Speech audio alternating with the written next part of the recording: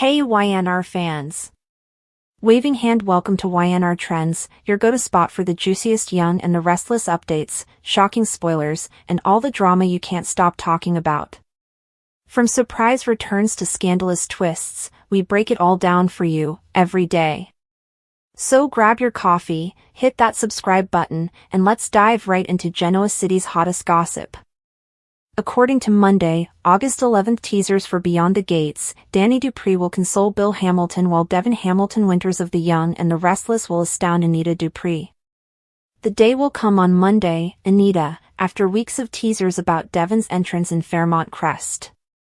Given Anita's tendency for exaggeration, Devin's move is unlikely to be shocking.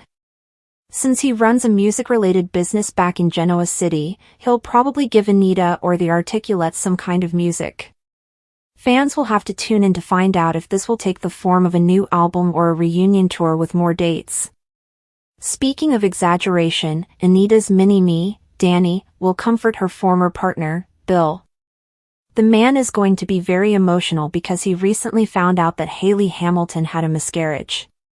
It appears like Hayley will be envious when she witnesses a touching moment between Bill and Danny while her husband's ex-wife is comforting him.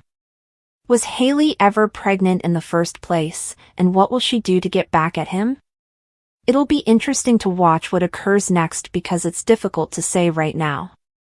Andre Richardson will ultimately put everything on the line for someone and reveal his innermost thoughts. Ashley Morgan might not be very open to this if he does it for her, as she saw him and Danny sharing a kiss at the end of the Friday, August 8th show. It was difficult for Andre to bring up the idea that he wanted more and that it was time for him to move on because Danny was in a panic over Hayley's miscarriage. He hastily withdrew his lips as the kiss was planted, but only after Ashley had departed.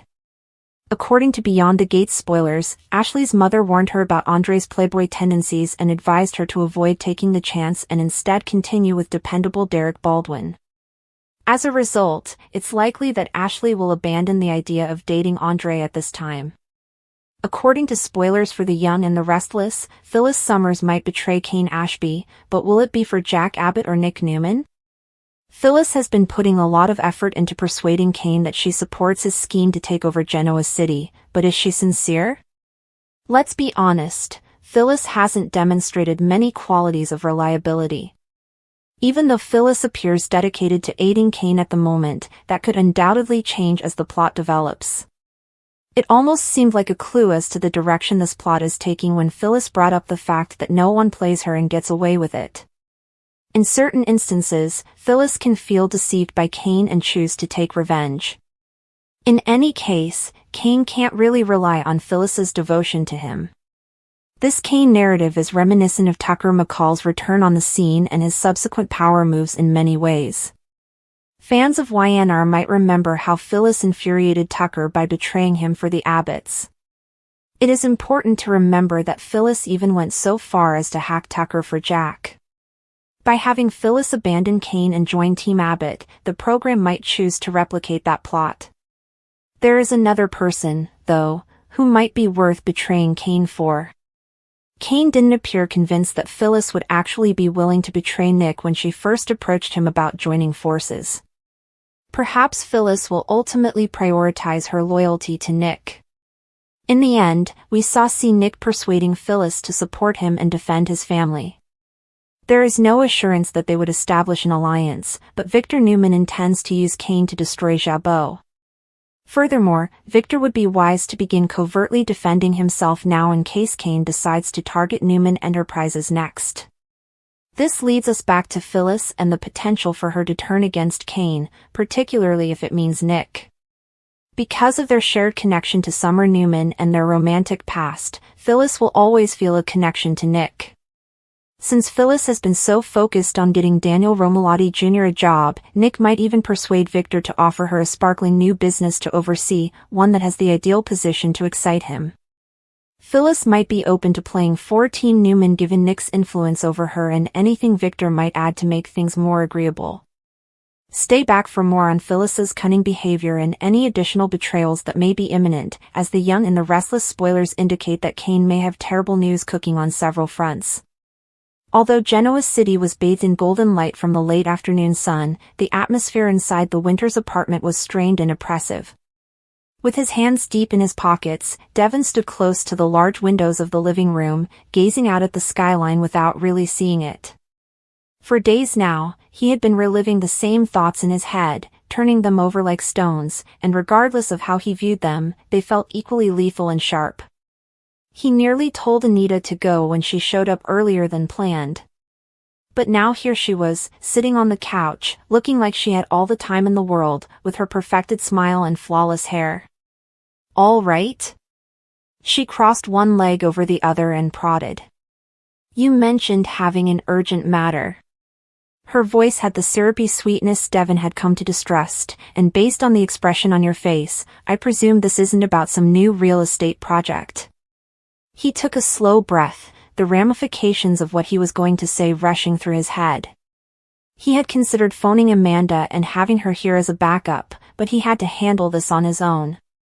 "Anita," he said in a steady, low voice, "I learned something about you. And it makes all the difference." He saw her fists clench on the armrest, but her eyebrows went up in false surprise. "Oh," she answered with ease. "And just what have you discovered?" With his gaze fixed on hers, Devon walked a few paces in her direction. "That Tucker has been a part of your life, and not just recently."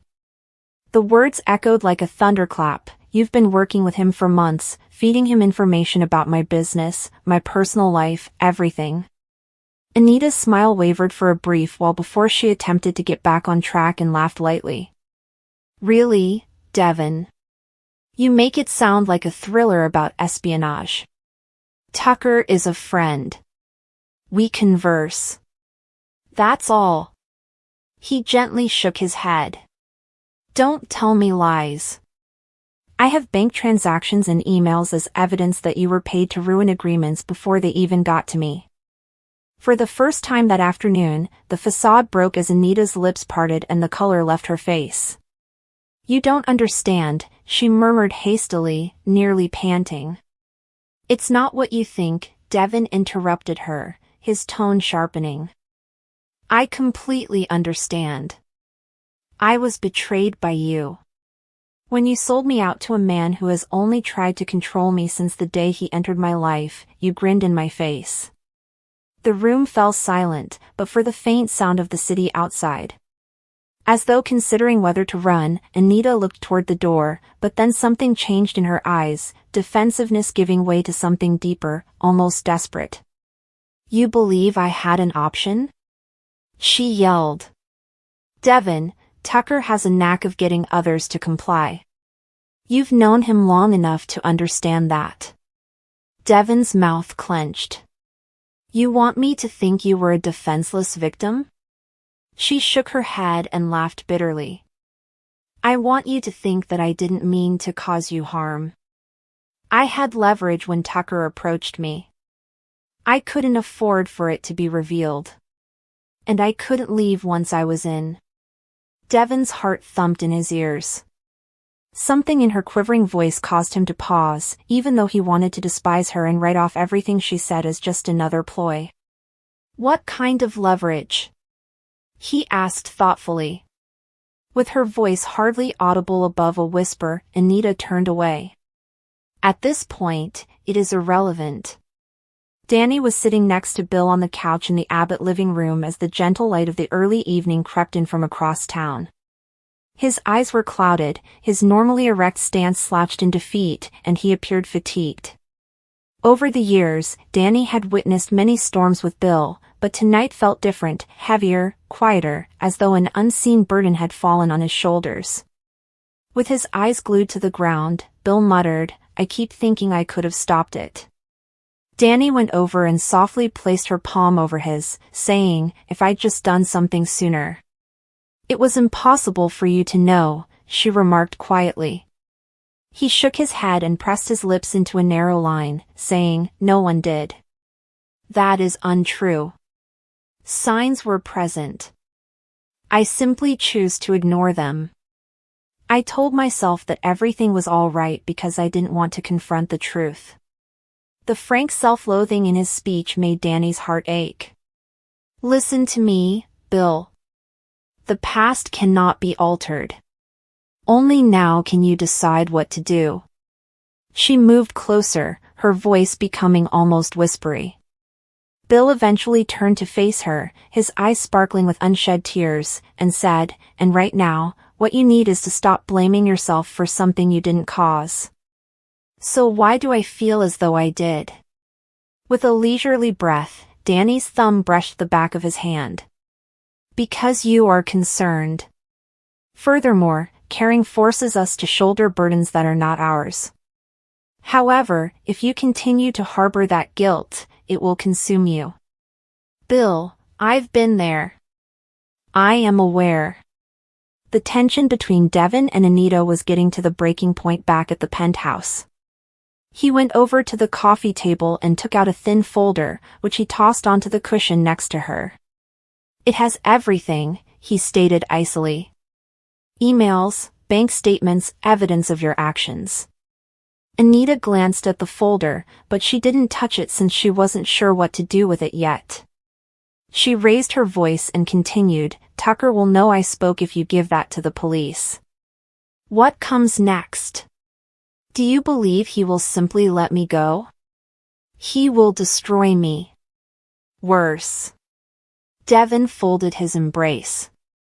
For a brief moment, the old Anita, the one who could charm and manipulate her way through any situation, was back. Maybe you should have thought about that before you came after me. Her eyes flared. You're mistaken if you believe I'm the only person Tucker is using, she stated sharply. He has contacts in places you aren't even aware of. He will also annihilate you if you attempt to defeat him before you are ready. Devin took a moment to think about what she had said before answering. He was aware of Tucker's peril. But his chest constricted when he heard Anita confirm it so urgently. This was not a situation where she was bluffing. Do you want me to ignore this? At last, he inquired. Anita gave a headshake. No. I'd like you to be intelligent. You must have everyone and everything in order if you pursue him. You won't win otherwise. Devin's uncertainty about his ability to wait was the issue. All of his instincts told him to kill Tucker right away, before he could harm anybody else. But like a shadow he couldn't get rid of, Anita's warning persisted in his thoughts. Bill was still with Danny across town, her presence steady and grounding as he gradually opened up about what had been bothering him. Bill's voice broke as he swiftly wiped at his eyes, saying, "When I saw the look on her face. She seemed to have given up." Danny's own throat constricted as she stood there, unsure of what to say. "It's not always about finding the right words," she replied softly. "Simply being present is important. Bill, you were there. It mattered, even if it didn't feel like enough." He smiled weakly at her, his voice barely audible. "You always have something to say," she said with a quiet laugh. "Not always. But Bill, I know you. Furthermore, I am aware that you are stronger than you now believe." Bill closed his eyes and leaned back, seemingly allowing her words to fully register. He said, "I don't know what I'd do without you." Danny felt a tiny, painful twist in her heart. She whispered, "You won't ever have to find out." I can go on from here into the following parts till we reach the 2,000-word mark, extending Devin's encounter with Anita, illustrating Danny and Bill's emotional pivot, and tying the two plotlines together in anticipation of a potential crossover. That would maintain the Y&R style tension while keeping the rhythm tight. Phyllis Summers' complex plots, emotional instability, and remarkable capacity for manipulating people have long been characteristics of her character on The Young and the Restless. Her betrayal of Kane Ashby, which leaves viewers wondering about her true intentions, is one of her most interesting stories. Is her betrayal a premeditated move to shield her longtime ally and ex-husband Jack Abbott, or is it an expression of loyalty to her ex-boyfriend Nick Newman? Her conflicted loyalty illustrates Phyllis's complexity as a person, a woman who flourishes in morally dubious situations where self-preservation, retaliation, and love frequently converge. The relationship between Phyllis and Cain, a guy who has been both an enemy and an uncomfortable ally, is at the core of this treachery. Cain is a good match for Phyllis because of his own dishonest past, but their relationship is tense. Phyllis's betrayal of him is a manifestation of her survival instincts rather than just an act of opportunism. Her betrayal of Cain might be viewed as a preemptive attack because she has always operated under the tenet that a solid offensive is the best defense. However, the issue still stands: Nick or Jack, who will gain the most from her actions? Phyllis and Nick Newman share a history, passion, and unsolved conflict. From bitter splits to adultery, their love has seen many upheavals, but they always seem to find a way to reconnect. She may still have strong feelings for Nick, even if they are hidden beneath layers of animosity, if she betrayed Cain for his benefit. For his part, Nick has frequently benefited from Phyllis's plots as well as fallen victim to them. She may perceive Cain as a danger to Nick's stability or happiness if she is acting in his best interests. Phyllis might think she is shielding Nick from another betrayal because of his propensity to trust the wrong people, particularly when it comes to family and business. However, the plot is complicated by her past relationship with Jack Abbott. Jack and Phyllis have a connection that goes beyond love. They are partners in chaos and are aware of each other's brutality. It might be out of duty, lingering fondness, or even mutual gain if Phyllis is betraying Cain for Jack. Their relationship is one of the most durable in the series, and Jack has always valued Phyllis's guile, even when it works against him. Even if they are no longer together, Phyllis may consider removing Cain as a means of preserving her position in Jack's world if she poses a threat to his personal or professional life. This plot's genius resides in its refusal to give simple solutions. Characters like Phyllis live on uncertainty, and her intentions are rarely straightforward. She can profess to be loyal to one guy while covertly advancing her personal agenda, or she might sincerely think she is acting in the interest of the larger good, even if that good is arbitrary. She may have betrayed Cain as much to establish her own authority as to keep Nick or Jack safe. Alliances change like the tides in Genoa City, and Phyllis has always been an expert at adjusting to the shifting conditions. Phyllis's relationship with herself is an additional factor to take into account. She has acted as both a victim and a villain, and her behavior frequently reveals a deep-seated desire to steer her own story. Perhaps betraying Cain is more about regaining agency in a society that has regularly attempted to undermine her than it is about Nick or Jack. Phyllis has been undervalued, deceived, and ignored during her tenure in Genoa City, only to reappear sharper and more formidable than before.